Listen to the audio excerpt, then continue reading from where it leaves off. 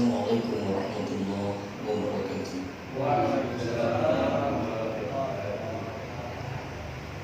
Alhamdulillah thumma alhamdulillah.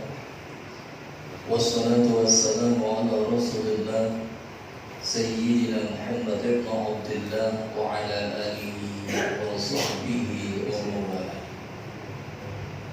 Asyhadu an la ilaha illallah wahdahu la syarika lah wa asyhadu anna Muhammadan abduhu wa rasuluhu la nabiyya ba'dah. Allahumma salli ala Muhammad wa ala ali Muhammad la hawla wa la quwwata illa billah amma ba'd. Fa ya hadirin ittaqullah kama qala ta'ala a'udzu billahi minasy syaithanir rajim. Ya ayyuhalladzina amanu taqullaha haqqa tuqatih wa la tamutunna illa wa antum muslimun.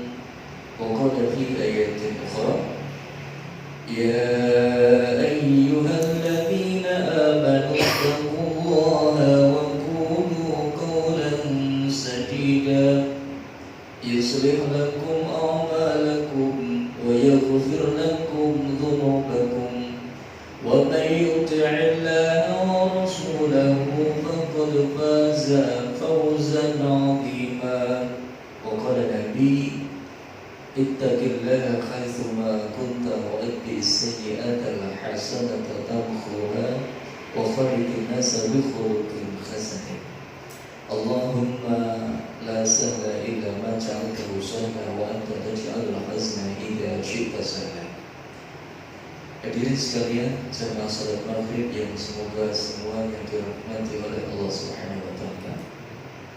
Pertama dan yang utama, mari kita tidak bosan untuk senantiasa memanjatkan puja dan puji syukur kita kehadirat Allah Subhanahu wa taala.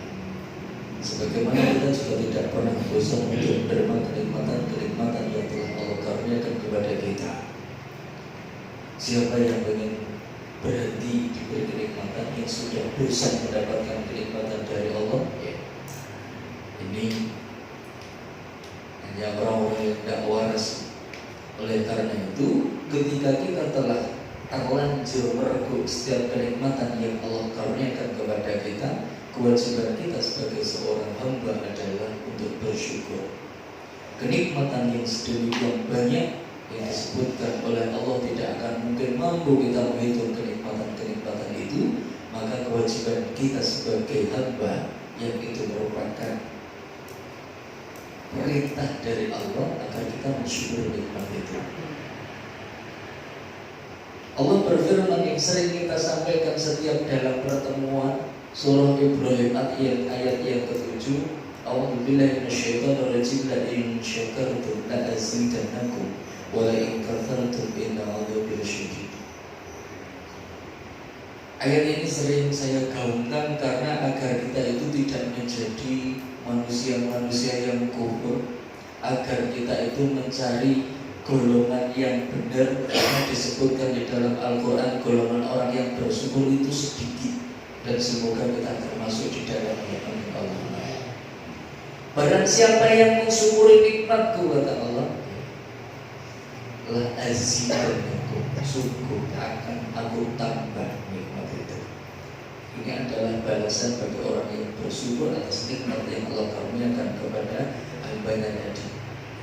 Wala in kafartum, akan tetapi barang siapa yang kufur, dia tidak mau berterima kasih atas nikmat-nikmat yang Allah karuniakan kepada hambanya tadi, maka balasan orang yang kufur nikmat itu bukan kok tidak diberi nikmat atau dikurangi nikmatnya, tidak. Akan tetapi ancaman bagi orang yang tidak mau berterima kasih, tidak mau bersyukur atas nikmat yang Allah karuniakan, inna 'adzabi lasyadid, sesungguhnya azab Allah teramat abadi. Jadi balasannya bagi orang yang kufur nikmat adalah orang tersebut akan diazab. Bisa azab tersebut di dunia, Tapi memang bagi orang yang kufur nikmat akan diadab di akhirat. Dan kita perlu lindungi diri dari hal itu. Oleh karena itu, saya mengajak pada diri saya sendiri dan juga kepada jaringan semua untuk senantiasa jangan lupa bersyukur kepada Allah. Dalam hati kita tetap kita tancapkan banyak sekali kenikmatan-kenikmatan yang telah Allah karuniakan, dan ini harus kita syukur. Kemudian juga kita ikrarkan melalui lisan kita dengan mengucapkan hamdalah alhamdulillahirabbil alamin. Segala puji itu hanya layak diperuntukkan kepada Allah Rabb semesta alam. Dan tentunya yang lebih penting adalah ketika kita mewujudkan rasa syukur itu dengan anggota tubuh kita. Ketika Allah telah memberikan kepada kita anggota tubuh yang lengkap, diberikan mata, diberikan telinga, diberikan hidup dan lain sebagainya, apakah mata kita akan kita gunakan untuk maksiat? Apakah telinga kita untuk mendengarkan hal-hal yang itu dilarang oleh Allah? Apakah mulut kita akan kita gunakan untuk hal-hal yang mengundang murka Allah? Tentu tidak. Bagaimana orang yang bersyukur itu menjadikan setiap nikmat yang Allah karuniakan tadi sebagai energi taat agar kita kepada Allah lebih dekat. Jamaah sekalian yang dirahmati oleh Allah, syukur wa nafsi bittaqwallah. Tidak lupa saya juga senantiasa memberikan peringatan, yakni terutama kepada diri saya pribadi. Dan hal inilah tujuan dari setiap kali pertemuan dimanapun tempatnya, kajian-kajian, ceramah ataupun ya, pertemuan-pertemuan semacam ini haruslah berisi untuk mengajak kepada ketakwaan. Kalau di dalamnya molor ngidul ngomong tapi tidak ada ajakan untuk menuju ke ketakwaan, ya, majelis tersebut tidak ada isinya. Makanya mari saya mengajak pada diri saya sendiri dan juga diri sekalian untuk kita mencoba mengevaluasi, bermuhasabah diri tentang kondisi keimanan kita yang selama ini fluktuatif, bisa naik turun, naiknya karena taat dan akan berkurang ketika kita maksiat. Kita lah yang mengetahui bagaimana kemaksiatan kita yang kita tumpuk dari hari demi hari. Sementara ketaatan kita yang kita tahulah kualitasnya seperti apa. Oleh karena itu mari kita senantiasa menjadikan setiap waktu itu untuk taat kepada Allah. Ittaqillaha haitsu ma kunta, bertakwalah kepada Allah dimanapun dan kapanpun kita berada. Jemaah sekalian yang dirahmati oleh Allah, ini berawal dari sebuah postingan seseorang yang pernah menulis tentang ikhlas itu awalnya butuh paksaan, menggapai jannah butuh perjuangan. Terus saya diminta untuk membuat tema itu. Sementara kalau secercah yang saya buat itu ribuan, tidak habis-habis. Jadi bisa habis ini, besok temanya ini. Karena tiap hari ada. Bahkan kalau Jumat itu bisa keluar 2 kali, ya, di grup-grup ada di orang-orang tertentu gitu. Jamaah sekalian yang dirahmati oleh Allah, bahwasanya jannah, surga itu adalah sesuatu yang kita imani ada. Karena keimanan kita akan tercoreng, bahkan mungkin tidak akan ada nilainya keimanan kita gara kita tidak mengimani tentang hari akhir. Termasuk di dalamnya hari akhir itu ada surga dan neraka. Pasti keinginan kita bagi orang yang waras ketika kamu disuruh memilih besok ini mau masuk neraka apa surga, pasti pengennya masuk surga. Pasti pengen masuk surga. Tetapi memang bahwasanya surga itu butuh perjuangan untuk mendapatkannya adalah jelas adanya. Di sini ada Pak Dokter. Untuk menjadi seorang dokter itu butuh perjuangan. Sekolah SD 6 tahun, ini rak ditambah kalau sing ora munggah barang ya. Kadang ngendok barang. Dokter apa sing dok? Ada Pak. Ada. Ada juga. Gue belum lagi 6 tahun SMP, SMA, belum lagi nanti kuliah, nanti ragate ya. Butuh perjuangan semuanya untuk menjadi seorang dokter. Belum nanti dibelum di mana ya. Tidak bisa langsung dekat rumah ya. Harus tiap hari ini kata Pak dokter. Khususnya tiap hari luar kota harus. Itu semua butuh perjuangan untuk menjadi seorang dokter. Apalagi jannah yang tentunya nilainya lebih dari itu, tentu butuh perjuangan. Makanya ada sebuah hadis yang diriwayatkan oleh Bukhari dan Muslim ini sangat sering kita mendapatkan dalam artian pengertian tentang hal ini. Hujibatin naru bisa awati wa hujibatil jannatu bil makari. Neraka itu diliputi dengan hal-hal yang disukai syahwat, dan surga itu diliputi dengan hal-hal yang tidak disukai jiwa. Akhirnya pengen berrokok,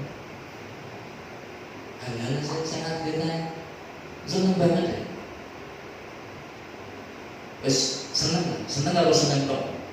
Sangat diangkat untuk berlebur rokok yang butuh biaya juga. Walaupun botol kecil itu harganya loh. Toleh. Dulu suruhannya. Ayo. Harap ngelor kabel iki lho. Urung kok nek milih sing golek sing iya butuh duit. Butuh korban. Paham sih? Apalagi surga yang tentunya dikelilingi dengan hal-hal yang sangat menyusahkan. Kalau pernah saya mendapat di sebuah hadis itu ketika Allah Subhanahu wa ta'ala itu menciptakan surga. Ketika sudah diciptakan surga, kemudian Jibril disuruh melihat surga. Langsung ketika kembali kepada Allah, ini kalau bahasa bebas, ya Allah, Masya Allah, atas kekuasaanmu ya Allah, sedemikian hebatnya surga, sedemikian indahnya, sedemikian nikmatnya surga. Kalau disebutkan di dalam Al-Quran itu kan bahwasanya wasallallahu ila magfiratin min rabbikum wa jannatin 'arduha as-samawati wal ardu lil muttaqin. Jannah itu kan luasnya seluas langit dan bumi. Seperti apa? Ya jannah ini ya Jibril ya bisa lihat sedemikian hebat surga itu. Ya Allah, pasti seluruh hamba-Mu pengen masuk ke surga. Tetapi ketika itu kemudian Allah membuat pagar-pagarnya. Ternyata yang mengelilingi itu setelah diciptakan oleh Allah dan dilihat oleh Jibril alaihissalam itu, Masya Allah, demi kekuasaan-Mu ya Allah, demi kebesaran-Mu ya Allah, memang yang namanya surga itu sedemikian indah, sedemikian nikmat di dalamnya. Tetapi siapa hamba-Mu yang mampu bisa melewati hal ini, yang bisa melewati ujian-ujian yang agar bisa masuk surga. Kemudian Allah juga menciptakan para kaulah. Kemudian Jibril melihat, ya Allah, demi kekuasaan-Mu, demi kekuasaan, tidak akan mungkin ada hamba-Mu yang pengen masuk ke neraka tersebut. Tetapi itu Allah menciptakan yang memagarinya. Maka Jibril pun ngomong kepada Allah, wahai Allah, demi Dat-Mu yang maha besar ya, maha kuasa, siapa yang mampu ya lulus dari ujian untuk tidak masuk neraka? Dalam artian karena saking banyaknya hal yang menggiurkan tadi. Dikatakan tadi di dalam surah hadis Kanjeng Nabi bersabda bahwasanya neraka itu adalah diliputi hal-hal yang sangat disukai oleh syahwat. Oleh karena itu ya semoga saja kita termasuk kelak, semoga menjadi penghuni surga. Karena paling tidak saya bisa merasakan dan bisa membuktikan paling tidak jenengan bisa hadir di sini karena ada di dalam sebuah hadis yang barang siapa yang dia memperjalankan kakinya masalah kotorikan ya, yang dia berjalan menuju majelis ilmu untuk mencari ilmu, maka akan dimudahkan pula dia untuk masuk ke jannah. Dan semoga ini adalah di antara cara-cara kita dimudahkan oleh Allah untuk masuk jannah. Karena memang meraih surga itu bukan hal yang mudah, yang cukup diraih dengan angan-angan atau dengan cara malas-malasan. Penduduk surga itu adalah orang-orang yang diuji dengan berbagai perjuangan dan pengorbanan, yang tentu mencapaikan jiwa, mencapaikan raga, mencapaikan pikiran kita. Nah, bagi mereka yang lulus itulah, maka penduduk surga itu merupakan pejuang-pejuang tangguh yang rela itu rela berkorban tanpa pamrih, kecuali dia hanya mengharapkan cintanya Allah Subhanahu wa Ta'ala. Allah berfirman di dalam Al-Qur'an surah Al-Ankabut, A'udzu billahi minasyaitonir rajim. Ahasiban nasu an yufraku an yaqulu amanna wa hum la yuftanun. Wa laqad fatanna alladhina min qablihim falaya'lamanna Allahu alladhina sadaqu wa laya'lamanna al-kadhibin. Di dalam ayat kedua dan ketiga surah Al-Ankabut tersebut Allah berfirman, apakah manusia itu mengira bahwa mereka akan dibiarkan hanya dengan mengatakan kami telah beriman dan mereka tidak diuji? Sungguh kami telah menguji orang-orang sebelum mereka, maka Allah pasti mengetahui orang-orang yang benar dan pasti mengetahui orang-orang yang dusta. Jadi antara iman dan ujian itu bagai mata uang yang tidak bisa dipisahkan. Bahkan ada yang menggambarkan antara ujian dan orang beriman itu bagaikan api dengan panasnya.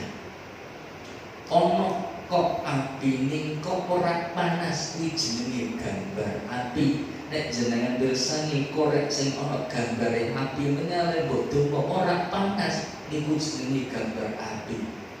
Demikian pula ketika kita mengaku beriman kok belum ada ujian yang menghampiri kita, ojo-ojo keimanan kita hanya sekedar gambar, bukanlah keimanan yang sejati. Maka dari itu ujian dan keimanan itu satu komponen, pasti diuji. Sekuat apapun ujian itu akan menghadiri kita, itu bentuk keimanan kita. Oleh karena itu di dalam ayat banyak sekali Allah menceritakan apa sebab mereka bisa dimasuk surga. Itu karena kesabaran mereka menahan capek demi memperjuangkan surga tadi. Ulaika yujzauna al-ghurfata bima sabaru wa yulqawna fiha tahiyyatan wa salam. Mereka itu akan diberi balasan dengan tempat yang tinggi di dalam surga atas kesabaran mereka, dan di sana mereka akan disambut dengan penghormatan dan salam. Surah Al-Furqan ayat yang ke-75. Atau juga wa jazaahum bima sabaru jannah wa kharira muttaqiina fiha 'alal ara'ik la yaruna fiha samsan wa la zamharira. Dan dia memberi balasan kepada mereka karena kesabarannya berupa surga dan pakaian sutra. Di sana mereka duduk bersandar di atas dipan. Di sana mereka tidak melihat atau tidak merasakan teriknya matahari dan tidak pula dingin yang berlebihan. Al-Insan ayat 12 dan 13. Kalau di dalam sebuah hadis dari Abu Darda berkata, Rasulullah SAW memberikan wasiat kepadaku agar aku melihat kepada orang yang lebih rendah daripadaku dan tidak melihat kepada orang yang berada di atasku, mencintai orang-orang miskin dan mendekati mereka, menyambung tali silaturahim dengan orang yang memutuskan hubunganku, berkata atas nama Allah dan tidak takut dengan dalam menegakkan kebenaran di jalan Allah, tidak meminta apapun dari orang lain, dan memperbanyak bacaan hauqalah. Bacaan hauqalah ini loh, la haula wala quwwata illa billah. Tidak ada daya dan kekuatan kecuali datangnya dari Allah. Dan itu tancapkan betul di dalam hati selain kita pikirkan, karena kita itu memang sejatinya sangat dhaif. Hanya Allah yang kuat. Jenengan sakit hadir di sini walaupun duduknya harus dengan selonjor, mungkin dia sakit capeknya. Itu datangnya ke sini itu kalau tanpa ada kekuatan dari Allah, ora iso, dah bakal bisa. Karena semua kekuatan itu datangnya dari Allah Subhanahu wa taala. Sesungguhnya semua itu adalah bekal menuju surga. Hadis diriwayatkan oleh Tabrani. Jamaah sekalian yang dirahmati oleh Allah, tadi ada beberapa hal di antara bekalnya kalau Rasulullah memberikan wasiat kepada Abu Dar tadi, yakni adalah agar dia itu kalau melihat masalah dunia itu melihat yang bawah, agar dia itu mudah untuk bersyukur kepada Allah. Jangan melihat yang di atas, kelilipan. Karena ketika kita melihat perkara dunia, kayak kok duit Fortuner, wah gue motor orang ganti-ganti. Semoga-moga meneng. Kalau melihat yang atas itu nanti nelongso dewi. Lihat yang bawah, ada yang pakai sepeda harus gerak-gerak, tembelannya 14. Ya Allah. Ketika seperti itu akan bersyukur. Hadirin sekalian yang dirahmati oleh Allah Subhanahu wa taala. Kemudian ada juga ini mungkin pernah kita mendapati sebuah perkataan. Kalau tadi memang butuh perjuangan untuk masuk surga, tadi butuh perjuangan. Tetapi ternyata kita masuk surga itu bukan dengan amalan kita. Apakah benar seperti itu? Ya.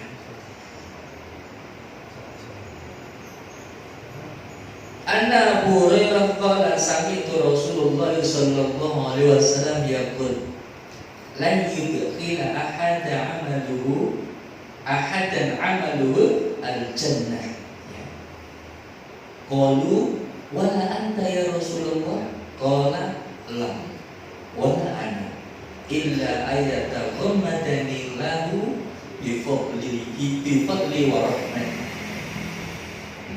Sesungguhnya Abu Hurairah berkata, dia mendengar Rasulullah sallallahu alaihi wasallam bersabda, amal seseorang tidak akan memasukkan seseorang itu ke dalam surga.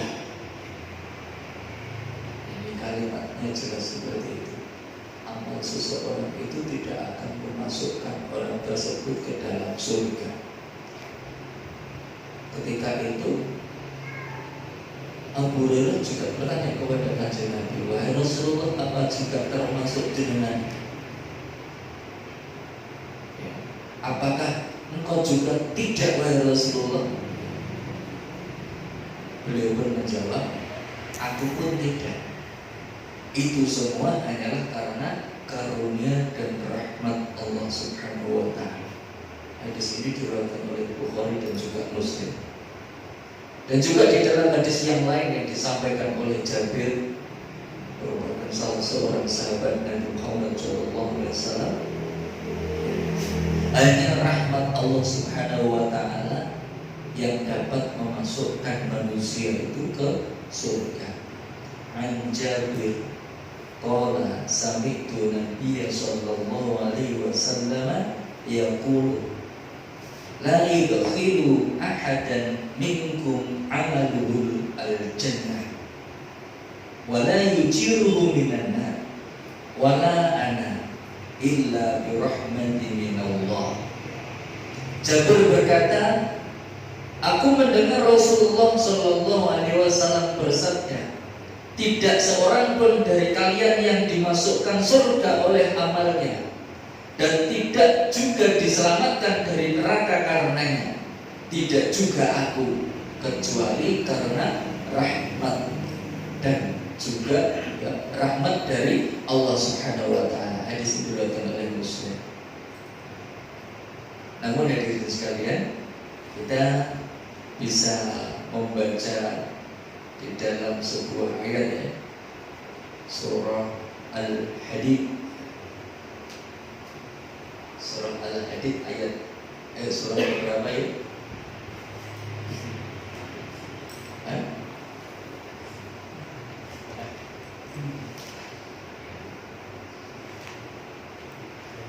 Surah Al-Hadid ayat yang ke-21. A'udzubillahi minasyaitonir rajim.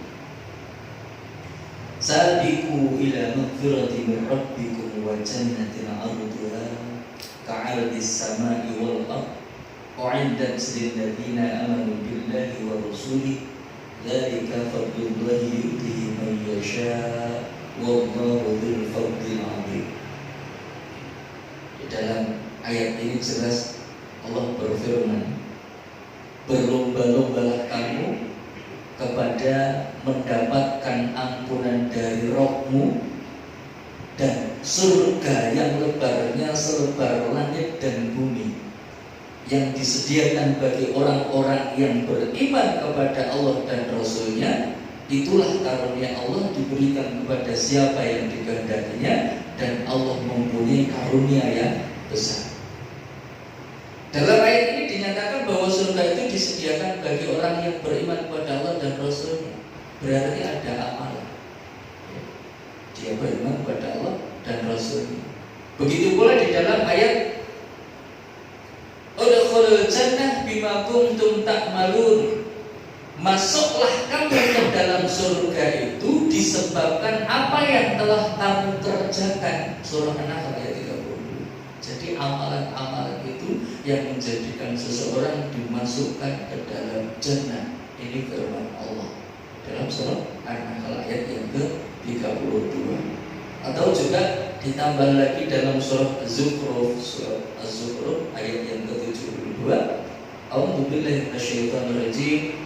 Wa tilkal jannatul lati uristumuha bima kuntum ta'malun. Dan itulah surga yang diwariskan kepada kamu disebabkan amal-amal yang dahulu kamu kerjakan.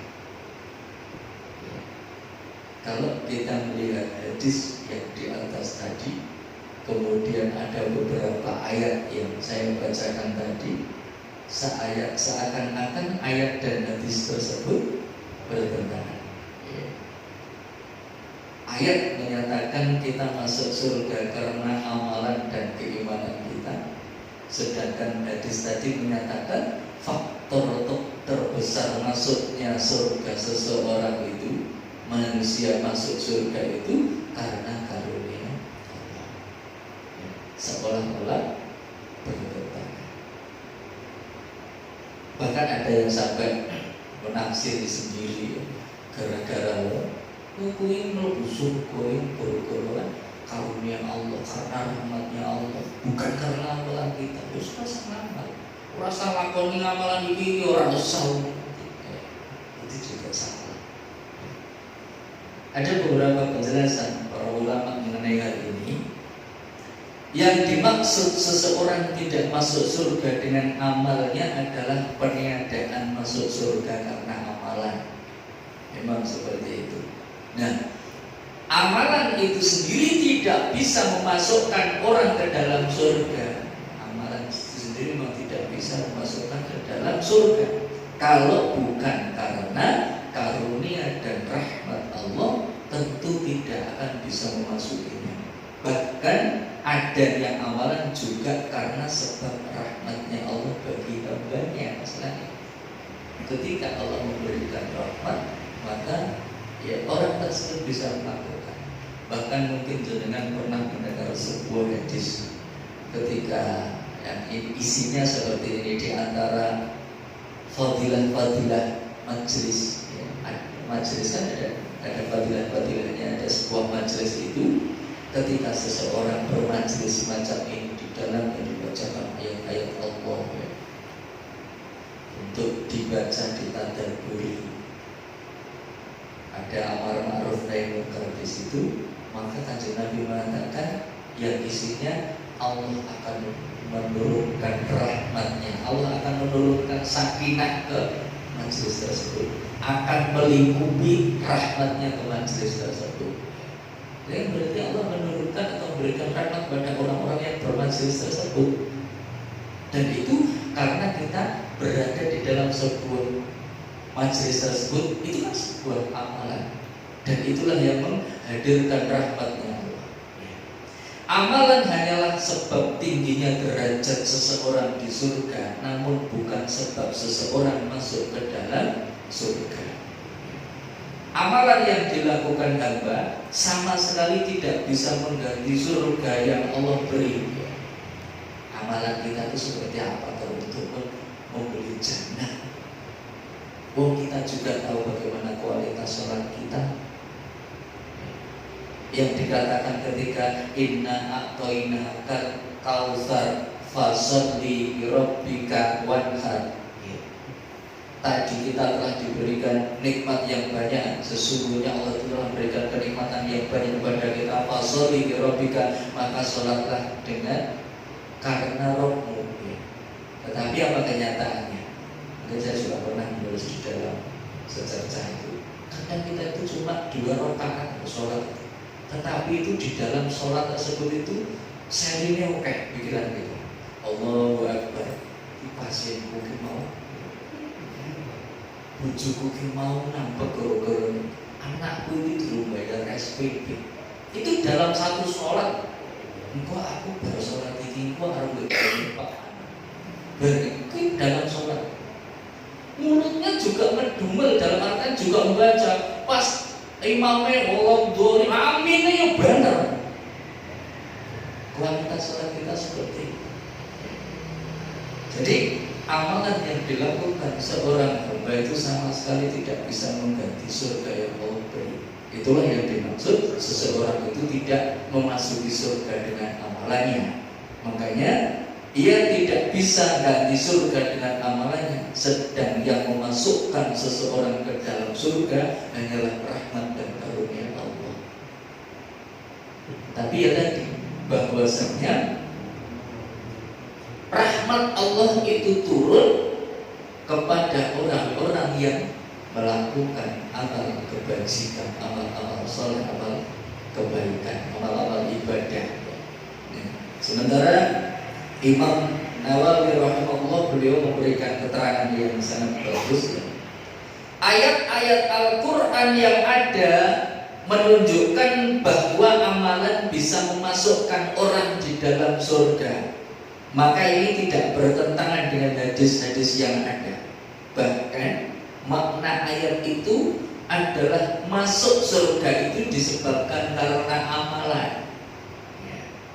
Namun di situ ada taufik dari Allah untuk beramal. Ini yang perlu kita garis bawahi. Podo-podo mangane sego, anake wong siji, sing siji gelem mangkat ngaji, sijine nyekel remi beda. Karena Allah memberikan taufik pada yang dikehendakinya. Ada hidayah untuk ikhlas beramal, maka diterimanya amal memang karena rahmat dan karunia Allah. Karenanya amalan semata tidak memasukkan seseorang ke dalam surga. Itulah yang dimasukkan dalam hadis tadi. Kesimpulannya, bisa saja kita dikatakan bahwa sebab masuk surga adalah karena ada amalan. Amalan itu ada karena rahmatnya Allah. Jadi insya Allah tidak terjadi pertentangan. Jadi kita masuk surga itu bukan semata-mata dengan amalan kita. Amalan kita itu bisa ada karena taufiknya Allah. Taufiknya Allah itu karunia dan rahmatnya. Jadi amalan itu ada karena karunia dan rahmatnya Allah. Dia berarti ada bocoran juga ada dengan masalah bahwasanya di dalam surah Nisa ayat 57 Allah berfirman, adapun orang-orang yang beriman dan mengerjakan kebajikan, kelak akan kami masukkan ke dalam surga yang mengalir di bawahnya sungai-sungai. Mereka kekal di dalamnya selamanya. Di sana mereka mempunyai pasangan-pasangan yang suci, dan kami masukkan mereka ke tempat yang teduh lagi nyaman. Surga yang surga. Nah, dikandani apa? Bidadari ini 70. Nek pas di sore aku sholawatannya bidadari ini 72 bujur siji ya, 73. Saiki nek mungkin maaf ya, nggih omah bojone saiki sok ngambek kan rewelan sabar wae. Engko insyaallah gandine ana nek kon sabar. Tapi yo jadi terus ke bojone ngambek terus, piye carane ben ora ngambek. Belanja yo tetep dibelanjani. Hadirin sekalian yang dirahmati Allah, jadi tetap butuh kita ada amalan. Namun memang ada syaratnya agar amal ibadah kita itu diterima, dan kita telah paham ya, ada dua syarat agar amal kita itu diterima oleh Allah Subhanahu wa taala, yakni ikhlas dan benar. Ikhlasnya itu karena hanya untuk mencari ridha Allah, bukan untuk yang lain, dan benarnya itu karena sesuai dengan tuntunan Rasulullah SAW. Ya. Jamaah sekalian yang dirahmati oleh Allah Subhanahu wa taala, ya, sebagaimana Allah berfirman di dalam surah Al-Bayyinah ayat yang kelima, A'udzubillahi minasyaitonir rajim, wa ma umiru illa liya'budullaha mukhlishina lahu-d-din hunafa wa yuqimus sholata wa yutuz zakata wa dzalika dinul qayyimah. Padahal mereka hanya diperintahkan menyembah Allah dengan ikhlas, mentaatinya semata-mata karena menjalankan agama, dan juga agar melaksanakan sholat dan menunaikan zakat. Dan yang demikian itulah agama yang lurus. Sesungguhnya Allah Azza wa Jalla, ini saya bacakan sebuah hadis. Sesungguhnya Allah Azza wa Jalla tidak menerima suatu amal kecuali jika dikerjakan murni karenanya dan mengharap wajahnya. Hadis diriwayatkan oleh Abu Dawud dan Nasai. Makanya butuh dari keikhlasan. Kita pernah mendengar, kita pernah membaca, mendapatkan sebuah hadis ya, betapa kelak di yaumul akhir ya. Kalau tadi kita berbicara surga, tetapi juga kita akan berbicara neraka. Ternyata yang pertama akan dimasukkan neraka itu siapa? Yang dia mengatakan dirinya mujahid. Masukkan. Seorang yang ahli ilmu masuk neraka. Seorang yang dermawan, suka bersedekah. Karena apa? Setiap amalannya ternyata. Padahal kita tahu seorang mujahid yang dia syahid ya. Mujahid itu adalah amalan-amalan tertinggi, puncak tertinggi di dalam Islam, amalan-amalan puncak dan rawatus sanam. Akan tetapi kenapa kok malah masuk neraka? Syarat oleh malaikat ketika mau dimasukkan neraka. Kok saya dimasukkan neraka? Kalau bahasa bebas saya, iya, karena kamu ketika pergi ke medan jihad bukan karena aku. Karena kamu biar dikatakan seorang pahlawan. Sing-sing juga gitu. Seorang dermawan, biar kamu dikatakan dermawan. Sing-sing biar kamu dikatakan ahli ilmu ya. Dimasukkan ke neraka. Makanya untuk berikhlas, menjadikan amalan ikhlas itu bukan perkara yang mudah. Ulama yang bernama Ya'qub beliau mengatakan orang ikhlas adalah menyembunyikan kebaikan-kebaikan dirinya sebagaimana dia menyembunyikan keburukan-keburukannya. Bahkan As-Susi, kalimat ini sangat sering saya sampaikan. Ikhlas adalah tidak merasa telah berbuat ikhlas. Ikhlas tidak merasa telah berbuat ikhlas. Barang siapa masih menyaksikan keikhlasan di dalam ikhlasnya, maka keikhlasannya itu masih membutuhkan keikhlasan lagi. Enggak. Ikhlas tidak merasa berbuat ikhlas. Kita ikhlas. Kalau dia masih merasakan keikhlasan dalam keikhlasan, maka keikhlasan masih membutuhkan keikhlasan lagi. Memang apa? Makanya kita sering untuk berdoa setiap pagi dan sore, Allahumma inni as'aluka ilman nafi'an wa rizqan thayyiban wa amalan mutaqabbalan, biar amal-amal kita itu diterima oleh Allah Subhanahu wa taala. Jamaah sekalian yang dirahmati oleh Allah, memang benar ya namanya amalan itu butuh keikhlasan. Tetapi kalau saya melihat wajah-wajah termasuk saya ini, orang-orang seperti kita itu yang ikhlas itu memang penting ya, harus. Tapi kita tidaklah begitu mengurusi di kudu nanti bahkan nanti kalau gara-gara wah aku orang ikhlas malah kasih itu melakukan sebuah amalan. Karena tipe-tipe semacam kita itu memang harus dipaksa untuk mengerjakan. Karena tidak ikhlas itu butuh dipaksa. Yang penting budal, yang penting makan. Aku nanti kalau ke masjid itu aku merasa iya aku tidak orang usah, yang penting makan. Budal itu. Aku mau naik ngaji, aku malah aku ustaz-ustaz yang lainnya mau kesaingan. Wah itu apa yang penting makan ngaji. Yang penting budal. Karena untuk melaksanakan amal soleh itu awalnya memang butuh paksaan agar biasa. Nanti kalau sudah menjadi sebuah kebiasaan nanti akan lebih enjoy, akan menjadi sebuah karakter oleh kebiasaan yang sering dilakukan tadi. Ketika kita sudah menjadikan karakter dalam kebiasaan kita, maka akan menjadi kebutuhan. Ketika menjadi sebuah kebutuhan nanti akan timbul kecintaan dalam amalan-amalan tersebut. Nah, kalau sudah menjadi kecintaan, semoga Allah memberikan keikhlasan. Makanya ikhlas pun juga kita mohon kepada Allah. Ya, yang penting gue mau, yang penting budal. Sekarang urusan gue yang penting budal. Ikhlas bukan urusan kita, yang penting makan. Itu yang bisa saya sampaikan untuk sekalian. Ikhlas itu membutuh dipaksa dan juga jannah itu membutuh perjuangan. Saya mohon maaf kalau ada kata-kata yang kurang berkenan di hati jenengan. Kalau ada salahnya itu karena memang kemudian saya sendiri. Kalau ada memang benarnya itu memang pasti dari Allah Subhanahu wa taala. Alhamdulillah, kita tutup dengan doa kifaratul majlis. Subhanallah wa bihamdihi asyhadu an la ilaha illa anta astaghfiruka wa atubu ilaik. Wassalamualaikum warahmatullahi wabarakatuh.